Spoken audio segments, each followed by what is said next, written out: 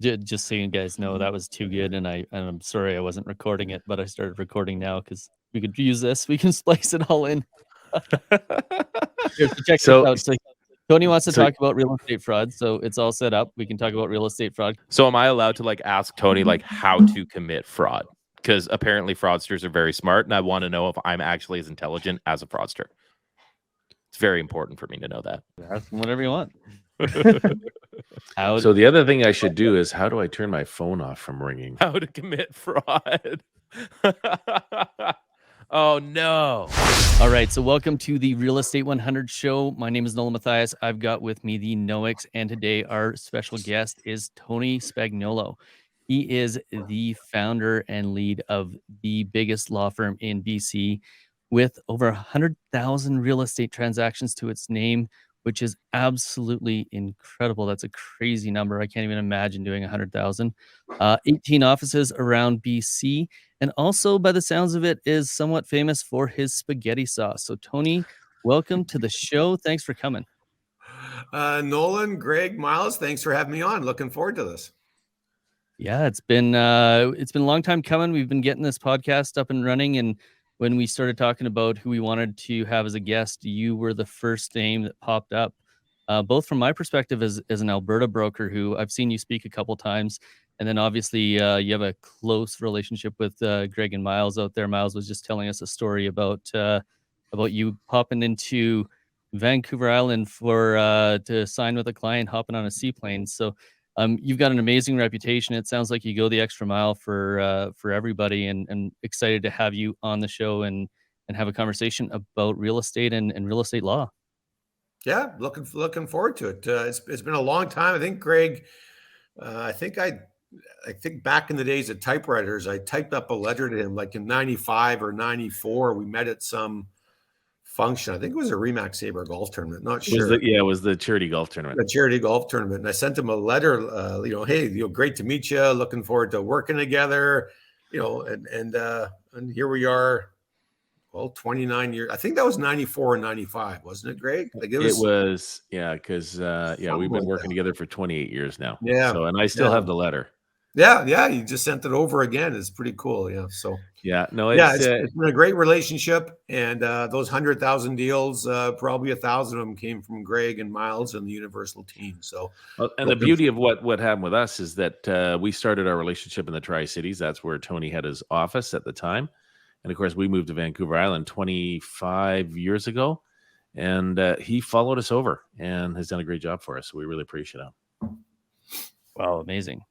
Well, just as a side, like before we get into all the real estate talk, I mean, to be the number one law firm in BC for real estate is not a small task, and I know time's a big piece of it.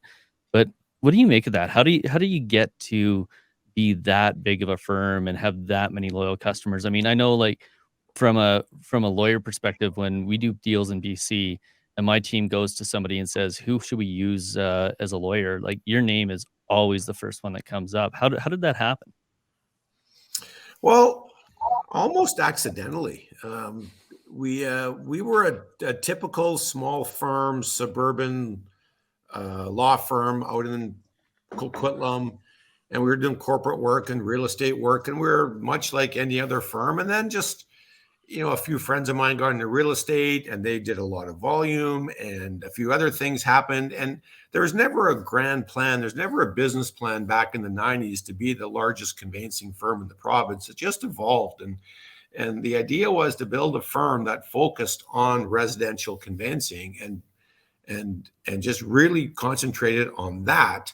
And because of that singular focus, it allowed us to build some great relationships. And obviously, one of those relationships is resulting in this podcast with Greg and Miles. We focused on real estate unlike any other firm has ever done, because that's all we do. And it's led to an efficient system. The clients are happy, we're happy, the brokers are happy, the realtors are happy to develop. It all works. So the growth is just a product of all that. It was just a matter of focusing on the clients and the client experience and the broker experience and the realtor experience, and make those as stress-free as possible. Buying a home, refinancing your home is stressful. Let's make it as stress-free as we can. and good things will follow from that. And I think that's really been it, just that focus and that relationship and that attempt at relieving as much stress as we can. Yeah, and it sounds like you've done an amazing job of that, of being that step down transformer for the clients and making it a lot easier. Miles, you want to share the story you were telling us earlier about? Yeah, absolutely. So I remember it's like I got two great stories. One was the first time I met Tony. It was at a conference and he was teaching about fraud and all that stuff. And we're going to get into that later. But I mean, my favorite story about Tony, I had a file I was working on. It was a tough one. It was a real challenge. And it came down to the wire. And we couldn't actually find someone to do the solicitor work on it locally. Like we just couldn't find anyone. And Tony actually, he hops on a seaplane coming from Vancouver, comes to Nanaimo, meets with the client, signs with the client, and then hops on a seaplane to go home. Like, I mean, you want to talk customer experience. It was amazing. It saved the deal. If it wasn't for that, the deal wouldn't have happened. It probably costs more in seaplane fees, I would imagine, than you made on the deal there, Tony. Well, but that's the kind of thing that, and we stress this to brokers and realtors all the time. You need to have a relationship with your partners, whether it's, Greg and Miles and the appraiser or the home inspector or the lawyer or whoever it is, so that when you need those favors, it's an easy call to make. I wouldn't do that for a lot of people. Someone who's never really worked with us before, never really sent us money files or whatever. It's not the same as when one of your larger partners, larger referral sources calls up and said, look, I got a problem. Well, you move mountains for that. And so that's the importance of having relationships with your partners. And we stress that to young realtors and brokers all the time, is develop that relationship so that when you need someone to hop on a seaplane and come over and hop right back, okay, that gets done. But if you don't, I didn't even have to use like a sad beggy voice either. He was willing to do it. I thought I'd be like, come on, please, Tony, please, please, please. And he didn't have to do any of that. He just did it. It was amazing. Isn't that funny, Greg? Weren't we having an email exchange with somebody here recently, a company, about what would happen if they stopped treating their best, or if we stopped treating our best clients, absolutely. clients? And then Tony's talking about this on this podcast. I mean, it goes to show, like, your valuable clients are so important, right? And it's so funny because we moved over to Vancouver Island from the mainland 25 years ago, and our sad loss was that we couldn't do conveyancing on the island with the lawyer we dealt with for so many years. And as soon as we moved over, I think we were here about 6 months, and we both got on the phone and said, how can we make this work? And we made it work. So I think the key there is the accessibility and the service aspect of being able to work with these partners wherever you are. And of course, over the last 3 years with COVID, I mean, we've had to change all kinds of stuff, and it's been really cool. But being able to work with and have that relationship, long-term relationship, and we have lots of stories too. So it's pretty cool. We're going to keep those off the podcast. Yeah, absolutely. Oh, I have photos we can show later. That's one of the highlights of the show. At the end, we do Showtime with Papa G. He's going to tell all of them. I'll just pop the picture up. That's all. It's an easy one. Oh, too funny. Cool. Now Miles mentioned that he attended one of your fraud presentations in the past, and I think these fraud presentations are actually pretty famous, because I'm pretty sure I've seen them as well, where you open with, I'm going to teach you how to use or how to do fraud so that you can watch out for it. And that's one of the topics that we wanted to discuss on today's show is real estate fraud. And curious what you're seeing there, and where you want to go with that, Tony. Yeah, it's obviously something that's been around a long time. I mean, I can speak from personal experience. The first time I came across someone selling a house they didn't own, it was in the mid 90s. That was, so what's that, 28 years ago. So it's been happening for a long time, but it's got a lot more prominence lately. It's happened a fair bit in Ontario lately, and CBC has picked up on that and published a few not videos or segments on the news segments, talking about mortgage fraud. And of course, if it happens in Toronto, well, now the whole country's got to take notice. But it's been happening here. It happened in Victoria a couple of years ago.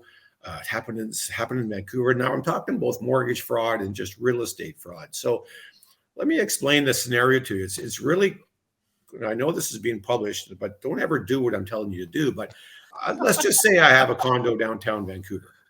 and I use a property manager to rent it out. I might go by once a year and meet the tenants and, how you doing? Or is the place looking okay? But if I have a property manager, I may not. But even if I go once a year, the tenant can quite easily go get fake ID saying that they're Tony Spagnuolo.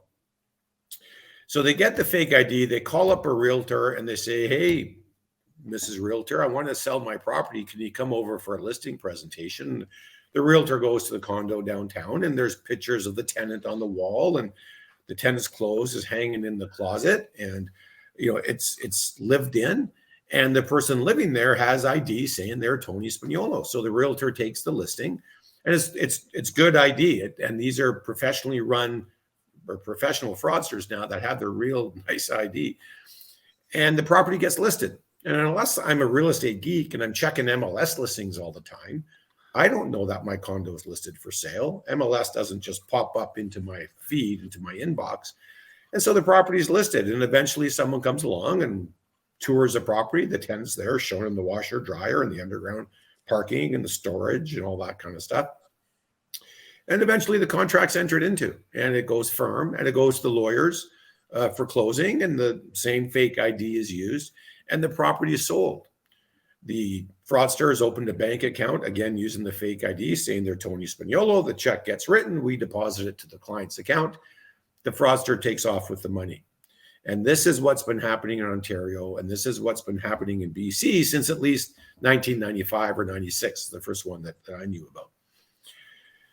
So how do you prevent that is the question. And there's apparently 300,000 to 400,000 properties in the province that are free and clear of mortgages. Now, if you're living in the home, first of all, there's not a great risk of that this is going to happen to you.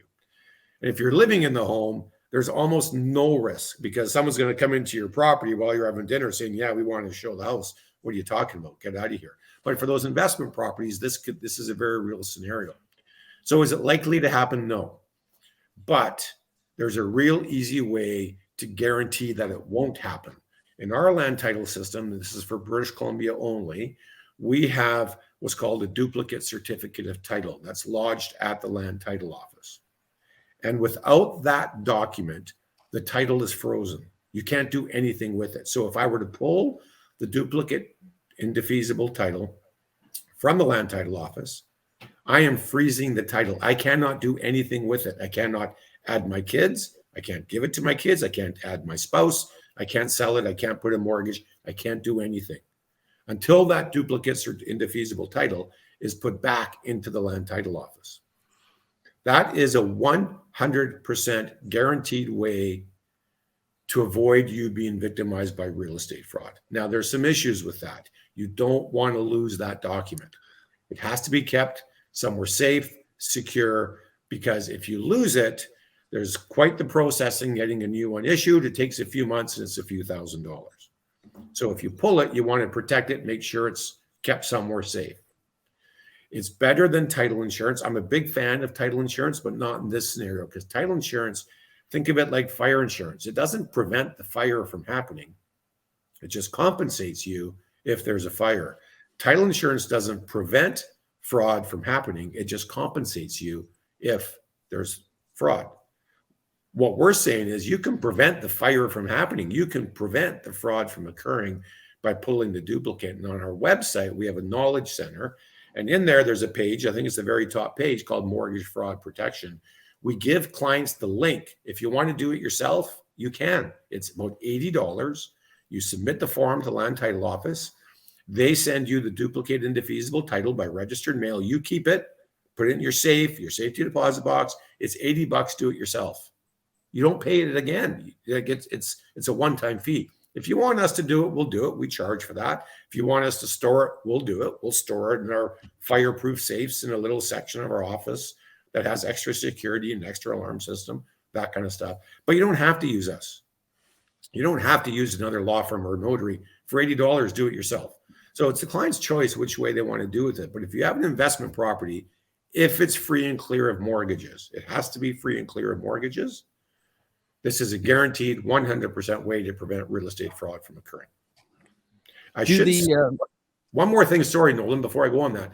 In that scenario I described, If the fraudster sells to an innocent third party, if they sell to a buyer who does not know that they're dealing with the fraudster, that buyer gets to keep the property. I get compensated from the real estate assurance fund, the government program. But if I've been saving that condo for my kids until they become old enough to move in because I want them out of my house, I can't. I've lost it. I got a check for the value of the condo, but I've lost the condo. Wow. So, yeah, now if the buyer knows of the fraud, that's totally different. But if the buyer's an innocent third party, they get to keep it. The first fraud I was aware of in the mid-90s, the guy, the true owner was in Seattle. He was waiting to build his retirement home. He lost his lot. Wow. He got the value of the lot, but now he had to go find somewhere else to buy and maybe build his retirement home. And let's say someone doesn't have that title document and this happens to them and the person's getting the house. There's no real way to kind of reverse that, is there? It's just kind of... It can't happen. If that duplicate certificate, duplicate and indefeasible title is out, if it's in my office or if it's in a client's safety deposit box, that fraudster can't do anything with that property. They cannot commit fraud. And you were saying with the that title certificate, it has to be a free and clear title property. Now, as someone who has a rental property with a mortgage on it, like, is there any protection that someone in my situation could take to try and protect myself against this sort of stuff? Yeah. So in your fraudsters like free and clear properties. Every fraud that's been committed so far is free and clear because there's no payout going on with the bank. Okay. The bank's not calling Miles and saying, "Oh, you sold. Congratulations." What do you mean? I haven't sold. So they like free and clear properties. But for those with the mortgage, you can register, I think it's called the Parcel Identifier Service or something like that. We haven't quite delved into this part yet, but you can register with the Land Title Office so that when something is registered, you get an instant notification. So you're sitting around, you're having a cup of coffee, all of a sudden your phone goes off. There's an email from the LTSA saying, "Hey, there's a charge." Whoa, hold a sec. What's going on? You call your lawyer, your notary, you say, "Hey, check into this." You've got a day or two before that charge becomes final, and you can contest it right away. So there is a way. It doesn't prevent it from happening like the duplicate indefeasible title, but it gives you instant notification. You can act on it quickly, and you can prevent serious damage from occurring.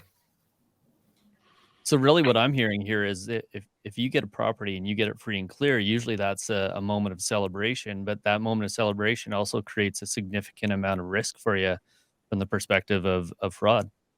Well, yes, I mean, it's not significant. I mean, we're talking 5 or 10 cases in the last 10 years that I know of. So you're not likely to be victimized by it, but you're also not likely to, you're more likely to have a fire, but we get insurance for that. Well, this protects against it. So for $80, why not eliminate all risk? Well, and I think the press is beating the crap out of this right now, where they're seeing specific examples that have happened, and everybody thinks it's so prevalent, but it's not. And I think that's an important aspect to have, right, Tone? Well, it is. Sure, it's not likely to happen. But again, for $80, why have any risk? It's a one-time fee. Do it yourself for $80. We're encouraging everyone to do this. You know, the risk is almost nil if you're living in the house. But for $80, why not do it? Well, it's like travel insurance. If you're going to go traveling, you're going to get travel insurance. It's cheap, it's effective. But if you don't have it and you hurt yourself, you're screwed. It's a no-brainer to do it. Yeah, for sure. Yeah, absolutely. Except this you just do once for your lifetime. So if you're living in overseas and you have a condo in Vancouver, this is just a no-brainer. So we're we have a page on our site. We're emailing our database. We're going through our past clients. We're letting everyone know. It doesn't make any sense for a client to pull that document and themselves or using a firm, it doesn't matter, and just prevent the whole thing from, it just shuts it right down. End of conversation. I think that, and a good point to have when you've got a large database of mortgage customers, that's something that we should be doing with our clients too, is to make sure that they know that this is an option that they can deal with and you can deal with it for them. So yeah, you're providing great content, and you're not just saying, "Hey, you need to borrow some money." You're saying, "Hey, look, if you're free and clear and you don't need to borrow money, this is an option. Read these articles and then call your lawyer, call your notary, do it yourself, whatever you want to do." I mean, the whole idea is to provide content to our database. It's not the hard sales pitch. Right. No, it's if just you're useful not information too, right? Like it's so handy to have that, because This is I work in mortgages, and I didn't know all the details of this. Mhm. Like, super handy. Yeah. Sorry, Nolan, I cut you off there. You were saying something. Yeah, no, it's okay. Now, if you're not in BC and you're in a province that doesn't have that same sort of protection, what would be your advice if that protection doesn't exist? Yeah, I don't know, Nolan. Each province has a different land title system, different mechanics. I know that I've got a good buddy in Calgary who's a real estate lawyer who says that there's no duplicate title there. So how you would do that in Alberta or Saskatchewan or Ontario, I don't know, but it's a conversation worth having. Maybe there is a way around it. Maybe yeah, What we maybe tend to tell our clients is we tend to tell them that having a line of credit on there, even if you aren't using it, is often a good way of at least having some sort of indication that something's happening. And then, of yeah. course, title insurance too, right? Yeah, Uh, that reduces. Yeah, and having a mortgage on there, even if it's just to secure a line of credit, does reduce the risk. So if the client thinks they're going to need a line of credit one day, throw that on there, and that reduces the risk. You know, mhm. the other option is to put a mortgage on. This just came to me now. I have to think it through, but put a mortgage on in favor of a friend for $1. Oh, Because yeah. then when the property gets sold, the lawyer acting for the seller, the fraudster, is going to call the friend and say, we need a payout statement. And then the friend is going to call me and say, hey, Spags, you selling your house? What's going on? No, that's another option too. But to put that mortgage on is going to cost, you don't need an appraisal. You don't need an inspection. You don't need any of that stuff because it's just to a friend for $1. But the lawyer or notary is going to charge $1,000, $1,500 for that. So instead of paying $1,050 or $1,200 or $1,300, Right. do it yourself for 80 or hire us or someone else for a couple hundred. It's more cost effective just to pull that document. This kind of takes us into the next comment that I wanted to talk about was the estate planning. Yeah. When you're building these assets and you have this real estate portfolio, and that includes a rental property, like Nolan, you and I talked about it earlier. Like, what's the best way for you to make sure that you're safe from any kind of fraud issues? And also, like, as we get older and we want our kids to get our properties, not all of them, but we want our kids to get our properties, what's the best avenue from that perspective? Well, Greg, I'm not surprised you're asking me this question. You are a lot older than I am, so it's probably top of mind for you. Let's be honest. You're way ahead of me. I got lots of time to think about this. Oh, man.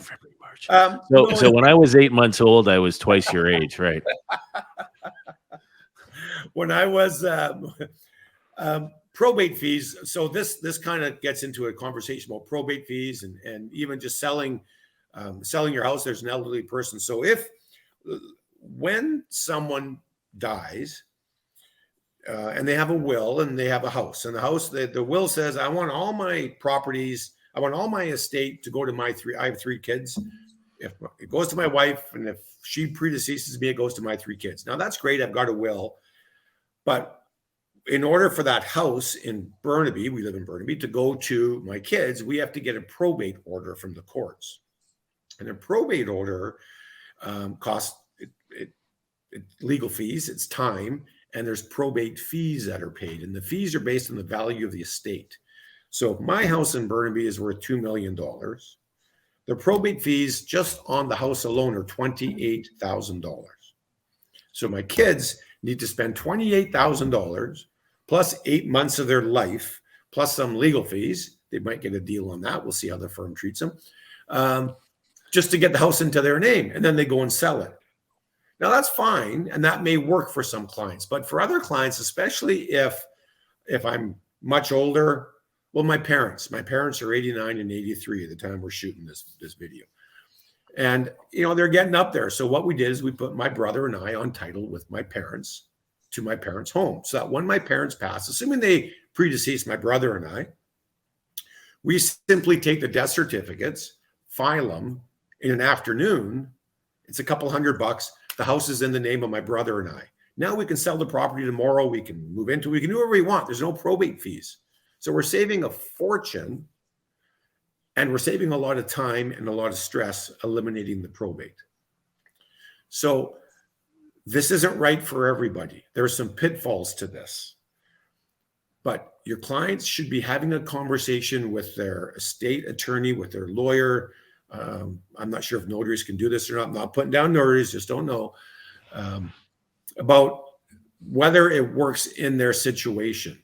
My wife and I haven't done it now with our 3 kids. I'm much younger than Greg. My wife is younger than me. We got lots of time. We're not worried about it. I get the house. My parents, who are 89, 83, and some health issues, it's something that we decided to do. So if you have elderly clients and they have a few assets and no one's going through divorce, no one's going bankrupt, no one's a drug addict, alcoholic, whatever it may be, it's a conversation worth having. So this is another one of my rampages right now of just eliminating probate fees. I'm at the age where a lot of my aunts, uncles, friends, parents are in their late 80s, mid 80s, health's failing, whatever.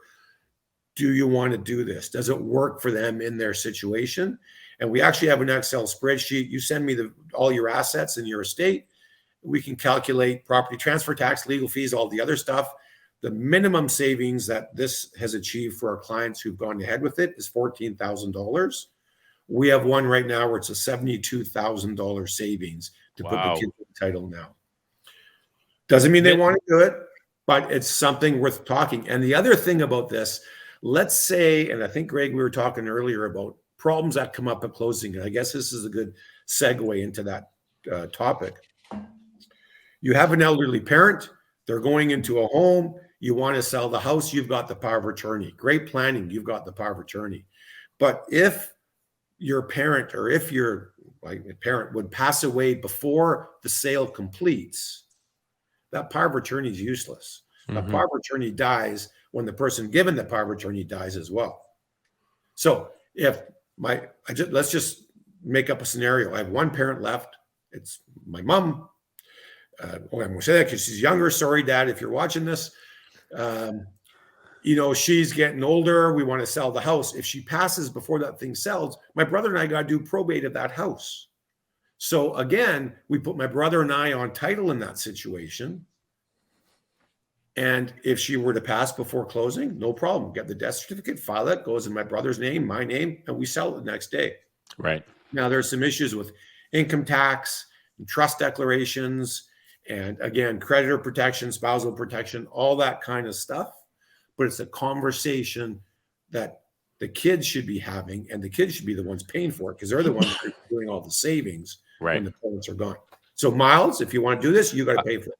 I was just going to say, actually, earlier, I was going to say, are you telling me I should be on my dad's title? But I mean, if I got to pay for it, it makes total sense to do it, honestly. Like, this is, we just had a family dinner here not too long ago, and the kids, both Andrea and Miles, are both talking about who gets the house, and I'm going, we're not dead yet. We're still here. What's wrong with you guys? We're still here. Right. I heard Andrea was already on the title. I thought I was your favorite, Dad. I'm not even going to say anything. Oh, come on now. You are my favorite today. But man, the two questions that come up, Tone, is, when you're dealing with this kind of a situation, there's also an accounting capital gains issue that could arise, right? So I guess the key here is to make sure you look into the whole situation, but this is a real easy, cost-effective way of doing it. And the one example that we talked about before we came online was we got about 6,500 customers over the past 32 years, but and we just talked about it. Have we ever had any issues at closing? And we have not had any issues traditionally at closing. But the tail end of last year, we had a gentleman who and his wife were buying a house, $1.2 million in Nanaimo, which is a nice home. And the vendor passed away the day before closing, and she hadn't signed her documents yet. So probate, 6 months later, interest rates have all gone up. So we can only hold interest rates for a certain period of time, and 6 months you have to requalify. Things can change. It was a real show. Like, it was really, really unique. So, and unfortunately, the kids hadn't done the pre-work and done all that stuff. So luckily enough, they still closed on the property, closed about a month ago. And, but holy smokes, like, we've just never had that happen, but it can happen. Yeah. Well, and think how easy a fix it was to get to in advance. I'm not sure if that person was elderly, ill. Yeah. Sometimes stuff happens and someone passes unexpectedly. Okay, life gets in the way, or death gets in the way in that example. Yeah. But if the person was elderly, did have health issues, all they had to do is put one child on title, and that thing could have closed, and the buyer would have kept the low interest rates and no 6 months of probate and Right. all that kind of stuff. That's a great example of what I was talking about. Yeah. And that's a big thing is estate planning, because as we all know, I'm a lot older than Tony. So, as we mature and we're getting older, we have to start thinking about that stuff. And it's stuff you don't really want to talk about, but holy crap, like it's prevalent, and you have to make sure you're being progressive and you're planning. Absolutely. Yeah, for sure. And that's an easy one. That should never happen unless it's an unexpected tragedy that's totally out of the blue. Okay, you can't plan for everything. Like I said, Right. my wife and I aren't putting our kids on title yet, but give me 30 years, I might get up there. I might consider it. 30 You mean years. when you're 70? Yeah. Now you're my favorite. I'm going to phone burning both your those boys. brownie They're coming over points. for dinner. Earning those brownie points. I got to get them when I can. Yeah, he's not putting you on title at his house, Miles. Especially not that one in the desert. I wouldn't mind that. Tony did. I mean, my dad's on the show, but Tony, if you ever want another son, I could get some adoption papers drawn up. I'm just kidding. I will keep that under advisement. I appreciate the offer.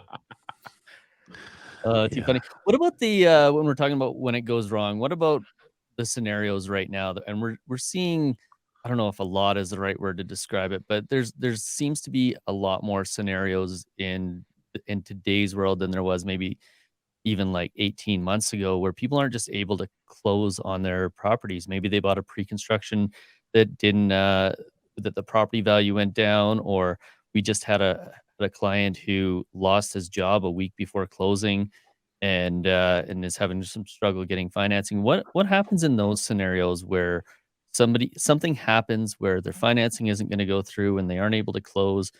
Who's responsible? What are the remedies? Like, what happens for just like the general public's information on this sort of thing when things do go wrong?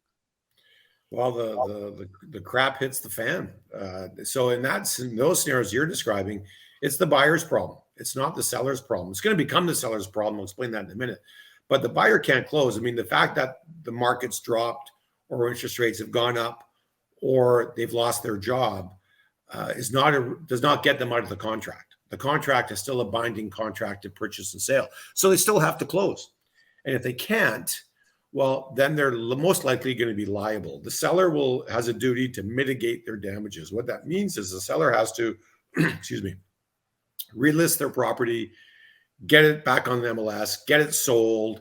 And once they do that, they quantify their damages. They look at the original purchase price, the second purchase price, the carrying costs, whatever. Maybe they couldn't close on their purchase because this buyer couldn't close on theirs. They add up all their damages and they make a determination. Is it worth pursuing the buyer for this amount of money? The buyer's going to lose their deposit for sure, but is it worth going after them for more than that? They may decide not to pursue the buyer. Maybe the damages aren't that great. Maybe they got a better offer. Maybe you can't get blood from a stone. The buyer lost their job. They got no assets. So, those are all considerations that the seller has, but the buyer is in breach of a contract and there are damages that flow from that. They may get away with it, but there are damages that they could easily be liable for. Tony, you also put out some information within the last 2 months about condos and pre-construction condos, and where there's been some issues with, as Nolan says, people closing on these because values have changed, interest rates have changed, and so on. Can you sort of elaborate on that as well? Well, it's the same kind of thing. I mean, if the condo goes up, the developer, well, except for one example I'll talk about in a sec, the developer doesn't have the right to say, hey, prices have gone up, we're going to charge you more. And if they go down, you can't say, well, they've gone down, I want out. The developer will come after you. And they will relist the property and go through all those steps I mentioned earlier. Pre-sale has a whole bunch of other pros and cons. I mean, you're typically buying at a bit of a discount. You don't need to close for a period of time, whether it's a year or 2 or 3, maybe 4.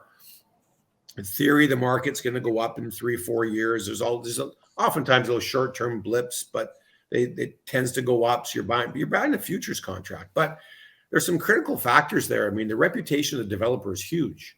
And that would be, if I was buying a pre-sale, and I have bought pre-sales, it would be, my first question is, who's a developer? What have they done before? Have they stood behind their product? We've seen projects where the developers just killed. They didn't hit their construction prices went up and they just killed the project. It wasn't worth it to build. And these people had deposits down for a year or two.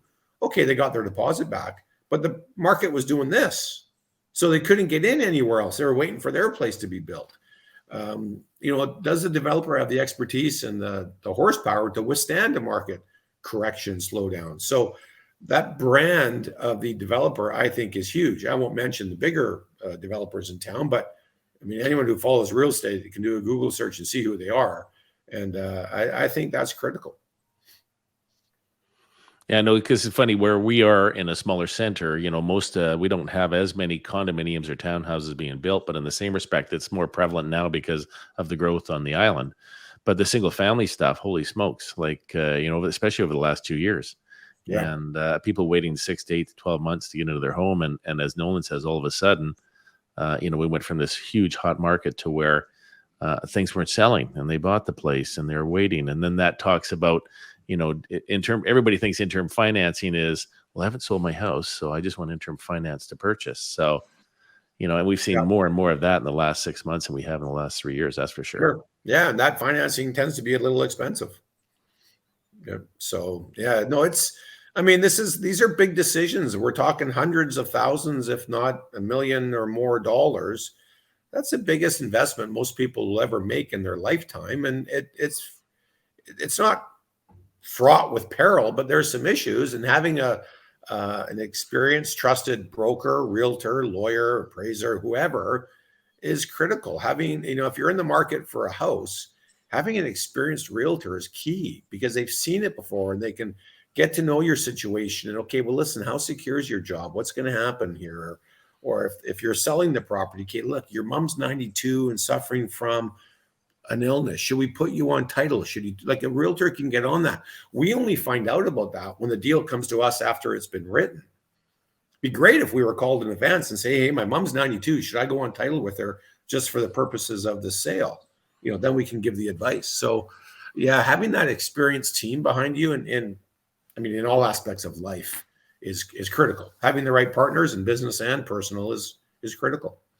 Okay, so we talk about how old I am, but can you phone my dad, Wally, because he's 84, and maybe throw this in his ear as well, so that... Hey, Dad, I just figured I'd let you know it's actually me and Andrea that Grandpa put on title. Okay, there you go. Okay, yeah, perfect. Yeah, I don't want to breach privacy rules, but I've already talked to your dad, Greg. It's all taken care of. You and everybody else. Yeah, you're actually his favorite, so that's cool. That's good, because you're younger. What Miles doesn't know... Oh, he froze right then and there. Oh, no. What don't I know, Greg... Tony? What don't I know? Oh, my gosh. This is your chance to tell your Tony stories. Oh, God. That's a good look for him, actually. We have pictures of birthday parties. So we jokingly say that, of course, I'm living here. He's on the mainland, and we've gone to some sporting events. But we've gone to sporting events. His name to mine, so I'm actually getting... Yeah, exactly. All right, you're too late. We're telling stories about you already. Yeah, we've moved on. Yeah. No, I felt a knife in my back. No, it's not. It was not. It was a spoon.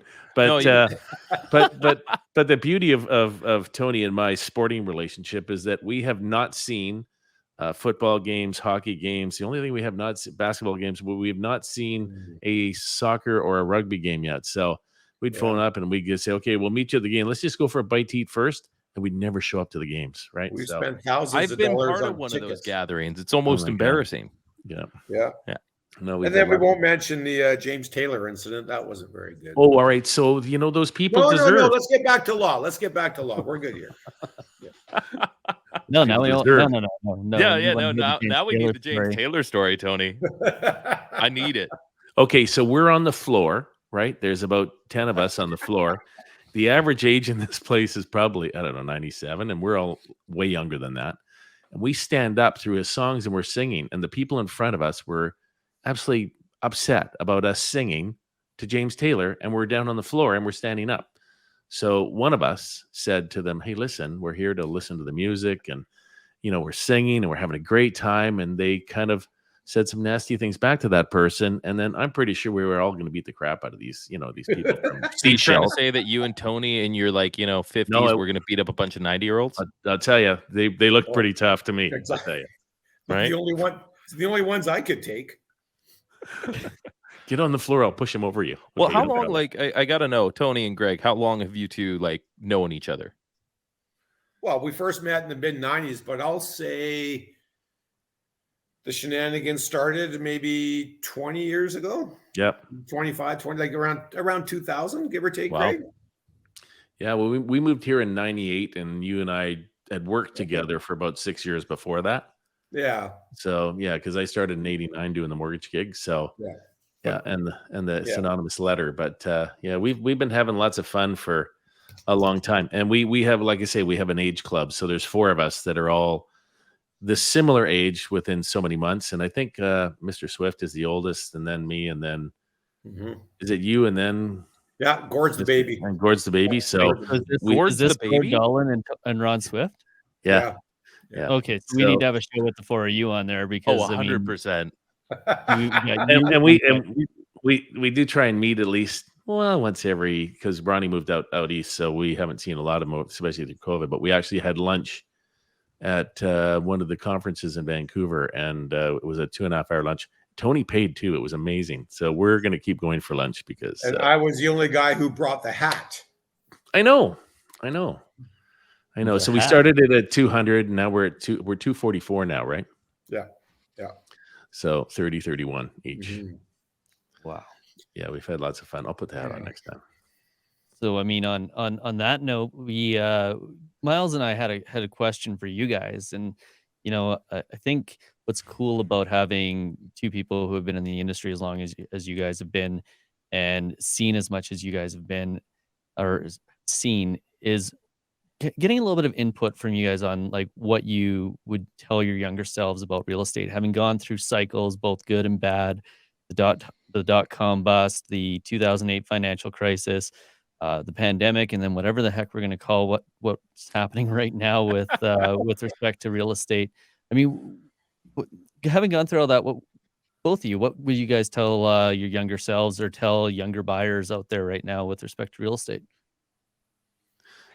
I think the one thing that I find is that I wish I would have listened to people who've gone through cycles that I hadn't gone through yet, and listening to Dad and listening to some other mature people who've gone through recessions in '81 and stuff, and just sort of get their take on what they thought was best. The other thing too is that you and I have talked about this before, Nolan, where I wish I'd have kept every piece of real estate I ever bought and figured out how to do that. And just watch my pennies. I mean, our whole thing is, pay off debt, increase assets, save for a rainy day, retirement, and have fun. So you have to have a balance in your life, but just to have a little bit more direction and not have to worry about learning on your own all the time.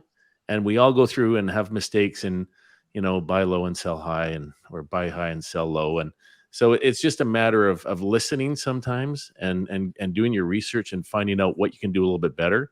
And I think as you get older, it flip-flops. So, you get to the part where, what do you want? You want more balance. So I think there's a part where kids work so hard, to get to the point where they can balance, where they forget about stuff. So you don't have the balance in your life. So you gotta have, it's kind of a weird circle. And so I just have lots of balance in my life right now. It's perfect. Oh, you're meditating? Wait a second. Didn't you just do a renovation on your house? I wouldn't. I know. Yeah. Don't do a renovation on your house with your wife you've been with for 40 years. Well, and that's why I want to get on the title of his house now, because he spent my entire inheritance on that reno. You got to get on there, Tony. We need to have a call. Yeah, okay, I'm here. Yeah, I would agree with a lot of what Greg said. There's a couple things. First of all, I don't regret any piece of property I ever sold, but like Greg, I regret every single property I sold. And at the time, it made sense to sell them for whatever. We had to sell our first house in Burnaby to buy our second house in Burnaby, but I wish I kept everything, and I couldn't have done it. I realize that, but I regret every single sale I've ever made. just because real estate in Greater Vancouver, they're not making any more of it. Mark Twain was right all those years ago, and they appreciate. And the other thing that I would say, and I agree with, I mean, certainly finding mentors, listening to them, and really listening, not just saying, "Yeah, that makes sense," then carrying on with life. But I saw a clip on one of my social feeds, and it was a bunch of actors sitting around the room, and Tom Hanks was speaking, and De Niro was there, and I forget all the other actors that were there. And Tom Hanks says, this too shall pass. You're having a great year or two, that's going to pass. You're having a shitty year or two, that's going to pass. You're having a good day, bad day, this too shall pass. So COVID was probably the busiest 2 years we ever had, and it's passed. And now we're in a slower market, and this will pass. And then we're going to be in a normal market or busy market or whatever it's going to be, and that too shall pass. And just and again, going back to what Greg said, and my dad has a great line, it's not what you make, it's what you keep. And I've certainly been guilty of spending way more than I ever should have, but it's been fun. But that kind of adage, when the times are good, put a few little chestnuts away, because that too shall pass. And you may need to dip into that savings for when the slower times are here. So that's what I would say to myself. That's what I say to my kids all the time. Two of my three kids are with me in the business. My daughter's still in university, but the other two are with me, and they're lawyers. And I am the old guy in the room, but I try and impart my serious wisdom to them all the time. Doesn't quite work, but we're getting there. It's kind of funny too, because we've found, and you and I have talked about this before, Tony, where sometimes our kids listen to our friends more than they listen to us, because our dads don't know jack shit, right? Yeah. And I did that with my dad, unfortunately. And we were the same way. Absolutely. Yeah. So, and I think that that's another part that I think that when you're sitting down with your friends, to offer them information for their kids so they can talk to you instead of their dad or their mom. And I think that's a big part. The other thing that I was going to mention is that, when I started in the mortgage industry in 1926, in 1989, kids bought a condo, then they traded and bought a townhouse, then they bought a home, and so on and so on. So it was natural progression. So as Tony said, and that's what we did, we all bought our homes and we sold to buy the next one and so on. And I think that it's kind of unfortunate, but our kids maybe have been spoiled in this age where, they want to sort of bypass step 1, 2 and go right to step 3. So I think sometimes it's just a bit of a reality check to say, hey, let's just get into the market. Let's just get going. And let's not, worry about waiting for another 18 months to get maybe what we think we might want to get, and be smart about it. I think Dave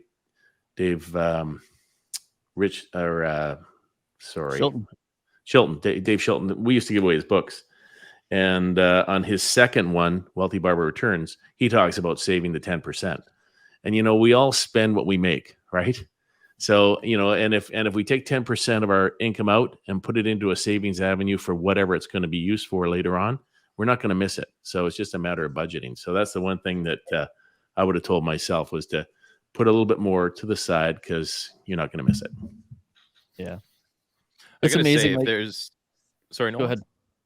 I was just going to say, I got to say, if that, like, anyone that is like, we need to find a way to timestamp that last section there, because anyone that's a millennial that is listening to this should have listened to that entire segment like 3 times, because it's so incredibly true. I mean, I just bought my second house, and I was lucky and blessed that I was able to keep my previous house as a rental. And I bought, when Greg was saying we make mistakes and sometimes you buy in the high and you sell in the low. Well, they say it's impossible to time the market. I did it. I just timed it at the wrong end and bought at the high part. But I'm not afraid of that, because I've followed these rules and guidelines that have been taught to me by people that I've met through my youth, like my dad, Tony, Nolan, even yourself. Like I've said, I've watched every video you put on YouTube, and I'm looking at this time where we're seeing people struggle, and I'm seeing people in my age group going, oh, well, my car broke, so I'm going to go get a car loan and get a car and do all these different things. It's like, okay, well, and one of my favorite song lyrics on the planet is, you don't always get what you want, but if you try, sometimes you get what you need. And, I mean, if you look at it, I drive an economical car. I didn't want that. I want a sports car. Don't need a sports car. And when it comes to the house, I wanted a bigger house with more space. But if I did that, I'd have to sell my other house and I wouldn't have a rental property. You know, it's just these pearls of wisdom you can get out of people in this industry is incredible. Yeah, totally. It's funny you guys both kind of Greg mentioned that sometimes their kids will listen to their friends before listen to them, and that's how this whole podcast came about, right? Like my called me up one day and he's like, "Yeah, I've learned so much from watching your videos on YouTube," and he's telling me all these things. I'm like, "Dude, learned a lot of that shit from your dad." Like a lot of the stuff that you're talking about He listened. came directly from Greg. And Hey, it was you got to sit at timing the table too, you for know. I telling mean, it. I realized my dream of being a rock star drummer in a band was kind of, you know, maybe a little bit far-fetched. But, you know, being a great mortgage broker, I can do that. I got some great mentors. So, Yeah. and Well, it's funny because I remember when I told my dad that story, I can't tell if he was like super excited and proud or just really disappointed and proud, you know. And that's why I'm on the title of Greg's house and you aren't. Shit. That's right. I'm on Tony's, so it doesn't matter. These titles are an absolute mess right now. If you listen to this conversation, how it's been rolling. You know, a real cool point that your dad said to you, Tony, was this too will pass. And I think that that's the other thing is that, you know, when you've gone through a bunch of cycles as a mature person, you've seen it before. And maybe it changes a little bit. You know, the story changes a little bit, but you've seen, you know, the change. And I think that that's the key is that don't get caught up in, oh, this is the end. It's all over, because it's not. It's going to change and it's going to pass. And I like that point. That's a really good point. I think we should all give your dad a hug for that one. Just to expand on that, from what I've seen, in times like this, it's pretty easy for people just to say, well, the market's slow, I'm going golfing, or in your case, fishing, or whatever it is. But those who work, those who improve their systems, those who take the time in this market to work on the business versus in the business, kill it when the market turns. So, you know, you're now doing podcasts, and that's great. And so as you do those, when the market turns, that will just reap rewards big time. So this is the time to really focus on the business and work on it, not in it. You're not worried about getting the mortgage done because you don't have any mortgages to do, but your processes and your flows and your checklists and all these things that you should be doing, this is the time to work on those. Yeah. Do everything you can right now to create a better experience for your clients. And then when the market comes, you end up with the biggest law firm in BC. Right. That actually leads in. I was just going to ask Greg and Tony and say, you know, I mean, for, you know, young business owners, right? You got a guy who's, you know, got his house, he started his business, he's 2 years, 3 years into it. And all of a sudden we're going into a cycle like this, you know, what would be your like biggest recommendation to that person, right? Like to avoid being panic stricken that the sky is falling. Like what can someone do to try and not only keep themselves busy and maintain, but like, you know, what would you guys have done in previous cycles like this? Sorry, you're asking what we would tell like young brokers or realtors like this, or homeowners? Just a business owner in general, you know, I mean, anyone who's self-employed, really.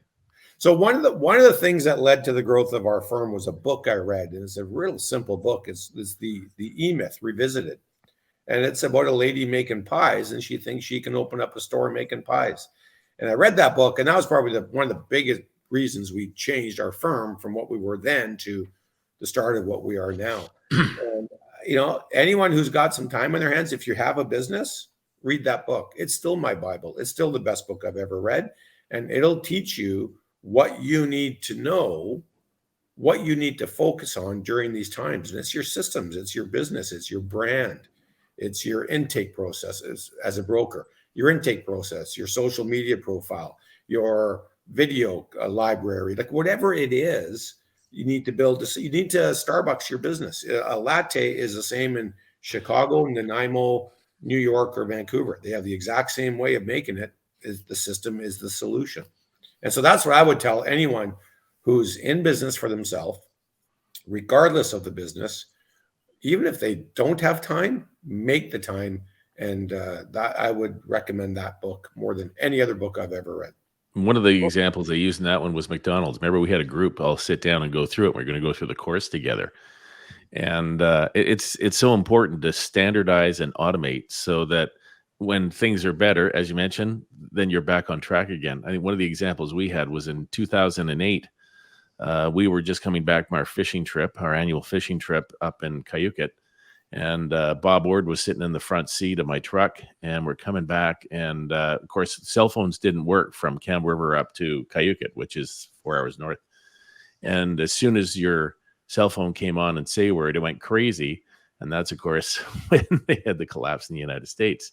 And I hear Bob listening to his messages going, and he said a bad word. He said, we're fucked. And I said, what's going on? And he said, holy smokes. And,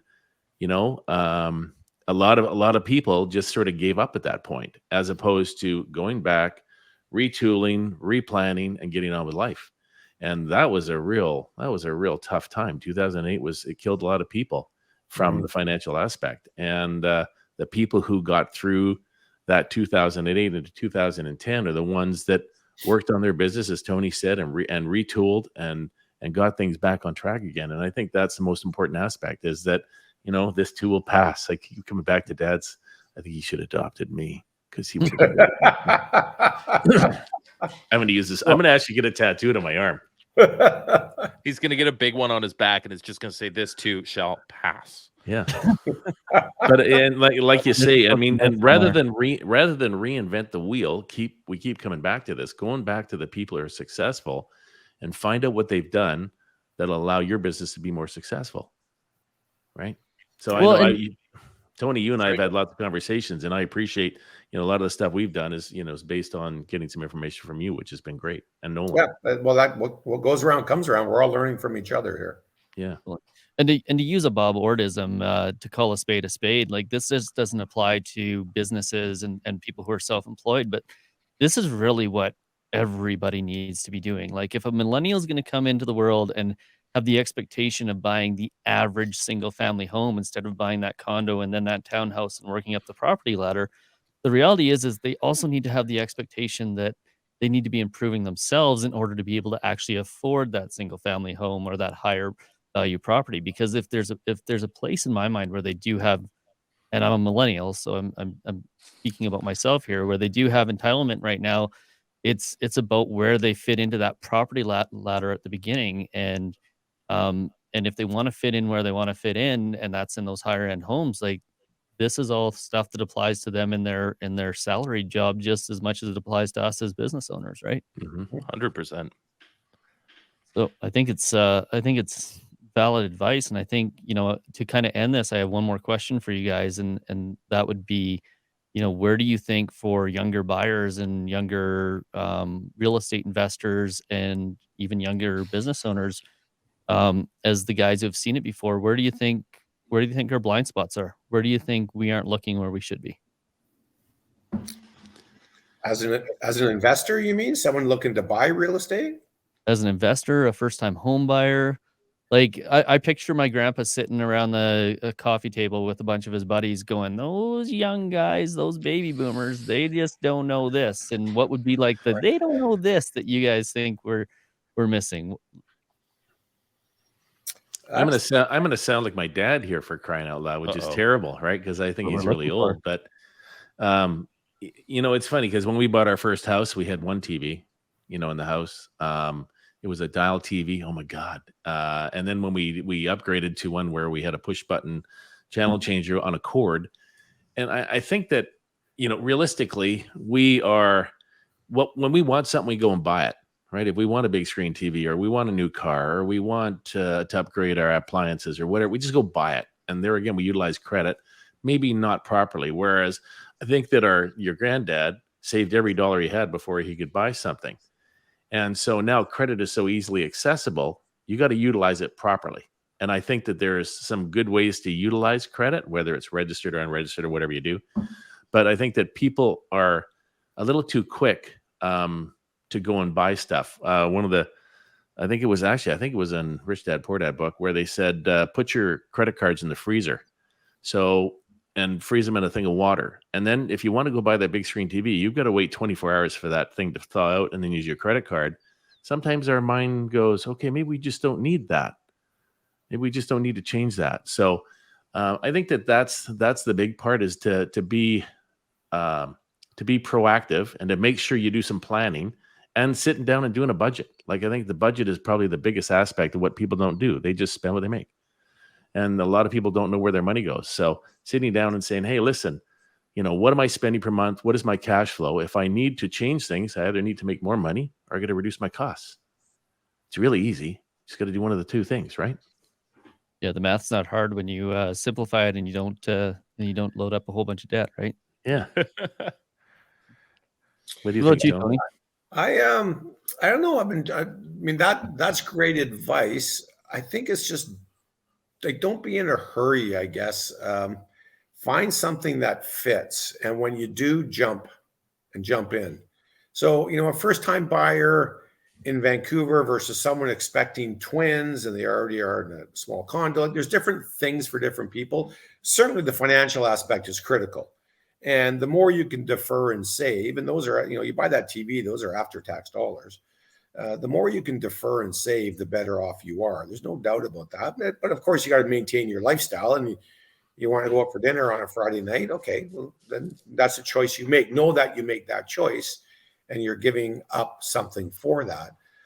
But I see a lot of people making residential real estate is an emotional game. People walk into a house and they fall in love with it and they got to have it. And like a warehouse, an office building, those are that's just, what's your cap rate? What's my rent? What's my mortgage payment? What are the strata fees? But you walk into a house and you fall in love with the kitchen or the view or the garage or whatever, and you got to get it. Try and avoid the emotional side of things. And is it really the right one for you? And maybe that means you bring in your parents, your friends, a mentor, someone you respect. Say, can you walk through this house with me and tell me if you think it's right? Because I'm about ready to make I'm diving off the deep end here, or diving into the deep end. I want to make sure it's not an emotional thing and that it's a smart move to make.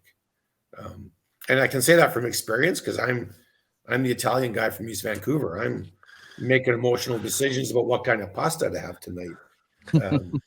It's more about the wine with you. I was going to say, what kind of red wine? It's going to be Italian wine, but what kind of Italian wine? Not Australian?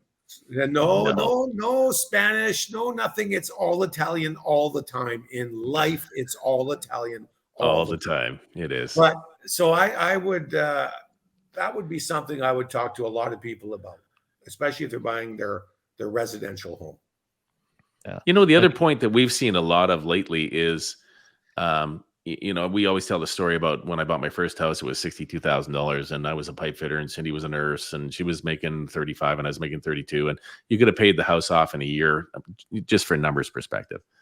And so really, it was affordable. Rates were way higher, 16%, but still it was, you could still get into the house. So now what we're talking generational, where European countries where people own homes generationally.